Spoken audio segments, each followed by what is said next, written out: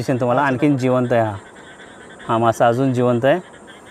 हा पहा हात तोंड याचं. थांबा थांबा थांबा थांबा थांबा थांबा शांत होऊन थोडं. हे पहा मग हा अजून जिवंत मासा आहे. याला सध्याच पकडलेला आहे आणि हा अजूनही जिवंत आहे. पारंपरिक मासेमारी आहे जी हे मासेमार करतात. अजून हा जिवंत छोटासा मासा आहे पावसाळ्यामध्ये सापडला आहे. हा झाला एक. आणखीन दुसरा दाखवू आपण. दुसरा मासा आहे अजून हा मासा फडफड करतोय. हा आणखीन जिवंत आहे पहा.